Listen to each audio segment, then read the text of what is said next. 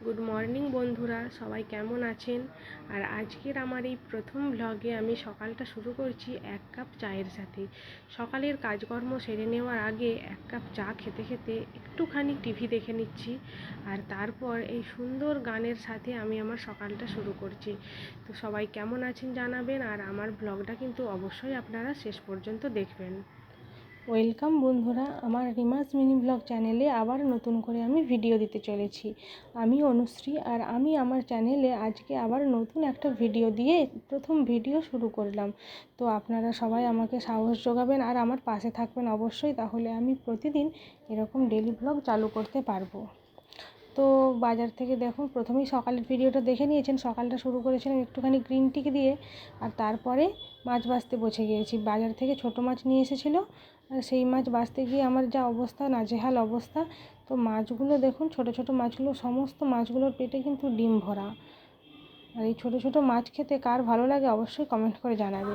মাছটা বাছা হয়ে যাওয়ার পরে আমি একটু স্নান করে নিয়েছি। ছেলে তো স্কুল থেকে এসে গিয়েছে, তাই তাড়াতাড়ি রান্না করতে হবে। স্নান টান করে আমি একটু ঠাকুরকে পুজো দেওয়ার জন্য গাছে জল দিয়ে ভাবলাম আমার গাছে যে প্রথম ফুলগুলো ফুটেছে ওগুলো আজকে যেহেতু অক্ষয় তৃতীয়া, তো সেই অক্ষয় তৃতীয়ার জন্য বাড়ির ঘরে যে ঠাকুর আছে আমার, সেই ঠাকুরকে আমি আমার গাছের ফুলগুলো দেবো। তাই গাছ থেকে একটা একটা করে ফুলগুলো তুলে নিচ্ছিলাম। আর ওদিক পেছন থেকে ও আমাকে বলছিল যে সব ফুল কেন তুলছো, গাছের প্রথম ফুল যেহেতু, তুমি দুটো ফুল রেখে দাও, ভালো লাগবে গাছে। ঠিকই তো, গাছের সব ফুল কি তুলে নেওয়া উচিত? তাই গাছে আমি কয়েকটা ফুল রেখে দিয়েছি, আর বাকি আমার গাছের প্রথম ফুলগুলো আমি ঠাকুরকে দিয়েছি। তো দেখো, এই হচ্ছে আমার একটা ছোট্ট সিংহাসন। যেহেতু আমি কোয়ার্টারে ভাড়ায় থাকি, তো সেই জন্য একটা ছোট্ট করে সিংহাসন করে নিয়েছি। আর সেইখানেই আমি আমার কিছু ঠাকুর রেখেছি। সেখানে রয়েছে মা সরস্বতী, রয়েছে লক্ষ্মী ঠাকুর, রয়েছে বজরংবলী রয়েছে, আর রয়েছে গীতা, ছোট্ট একটা গীতা, আর রয়েছে একটা ঘট।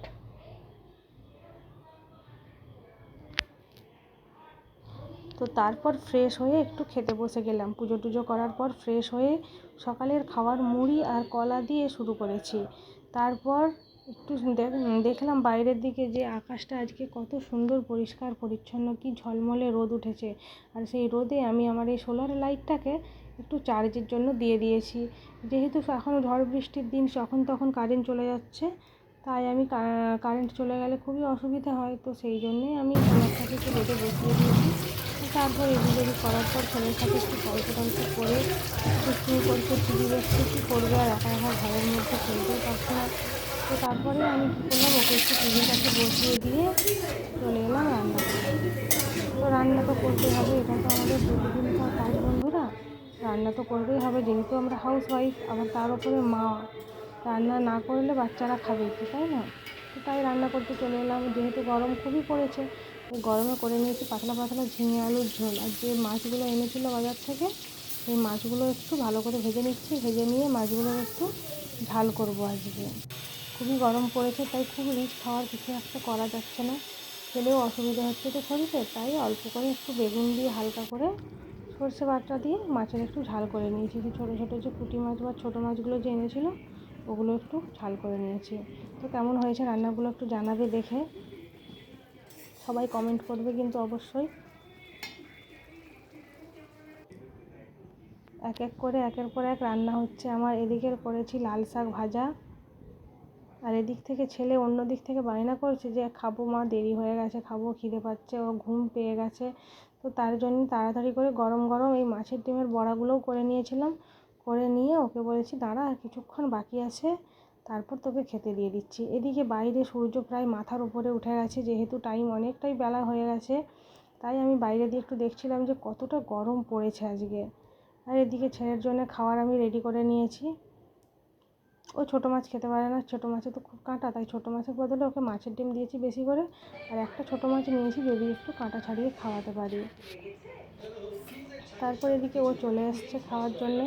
তো দুজনের খাবার আমরা বেড়ে নিয়েছি। ছেলেকে আগে খাইয়ে দিয়েছিলাম, যেহেতু ওকে খাওয়াতে হয় আমাকে, তাই আমি ওকে আগে খাইয়ে দিই। কখনো কখনো আমাদের সাথেও নিয়ে খেতে বসি। এরপরে ওকে জিজ্ঞাসা করলাম যে কেমন হয়েছে। তো তারপর একটু ঘুমানোর পর বিকেলে রেডি সেডি হয়ে বেরিয়ে পড়লাম, একটু বাজার যাব, কিছু কেনাকাটা আছে। তো দেখো, আমি সামান্য একটা প্লেন কুর্তি পরেছি আর একটু রেডি সেডি হয়ে নিয়েছি, ওর সাথে বাজার বেরাবো তো। তারপর আমরা চলে এসেছি একটা ক্যাফেতে। আমাদের এখানে ছোট্ট একটা ক্যাফে, সেই ক্যাফেতে আমরা কিছু একটু ছোটোখাটো খাবার অর্ডার করেছি। ছেলের জন্য বার্গার আর আমাদের জন্য একটু রোল। খাবারটা কেমন দেখতে অবশ্যই কিন্তু কমেন্ট করে জানাবেন বন্ধুরা। তারপর আমরা বাড়ির উদ্দেশ্যে রওনা দিলাম। আবার বাড়িতে এসে তো বাজার গিয়েছিলাম, বাজার থেকে দেখো কী কী কিনে নিয়ে এসেছি। কিছু দরকারি প্রয়োজনীয় জিনিসপত্র।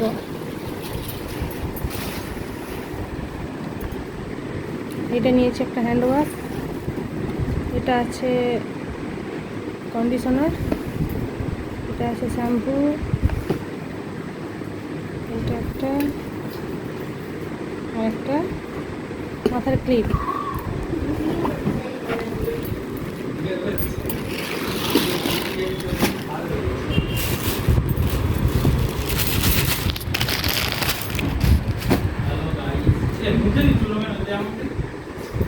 সাথে একটা নাইটি নিয়েছি।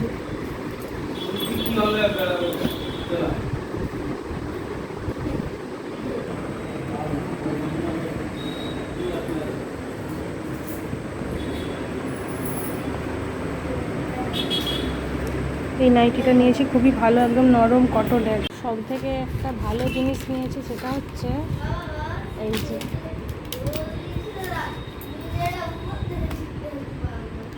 শ্রীহরি থেকে কেনা এই সুন্দর হারটা, সুন্দর এই হারের সেট।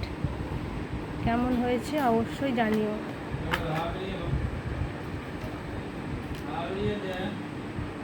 খুব সুন্দর জিনিসটা, শাড়ির সাথে ম্যাচ করে কিনেছি। এই যে মাথার এই ফুলটা নিয়েছি, এটা কোথায় পরবো বুঝতে পারছি না, মাথায় নাকি হাতে। হাতে পরতেই বরং বেশি সুন্দর লাগছে। তোমরা কমেন্ট করে জানাও।